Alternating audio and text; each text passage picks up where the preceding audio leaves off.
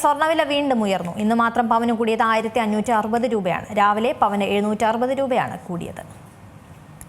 സ്വർണം സർവകാല റെക്കോർഡിൽ തന്നെ തുടരുകയാണ്. പവന് ഇന്നു മാത്രം 1560 രൂപയാണ് കൂടിയത്. ഇതോടെ ചരിത്രത്തിലെ ഏറ്റവും വലിയ വിലയിലേക്ക് സ്വർണമെത്തി. ഒരു പവൻ 22 ക്യാരറ്റ് സ്വർണത്തിന് 1,80,800 രൂപയാണ് വില. ഒരു ഗ്രാമിന് 13,600 രൂപയായി. ഒരു ഗ്രാം 18 ക്യാരറ്റ് സ്വർണത്തിന്റെ വില 11,255 രൂപയാണ്. ഏറ്റവും കുറഞ്ഞ പണിക്കൂലിയായ 5% GST 3% ചേർത്താൽ ഒരു പവൻ സ്വർണം വാങ്ങാൻ 1,30,000 രൂപയ്ക്ക് മുകളിൽ നൽകണം. 760 രൂപ വർദ്ധിച്ച് 1,80,000 രൂപയായിരുന്നു രാവിലെ രേഖപ്പെടുത്തിയത്. ഇന്നലെ 2 തവണയായി 1,800 രൂപയാണ് കൂടിയത്. രാവിലെ 1,400 രൂപ വർദ്ധിച്ചപ്പോൾ തന്നെ സർവകാല റെക്കോർഡിട്ടു.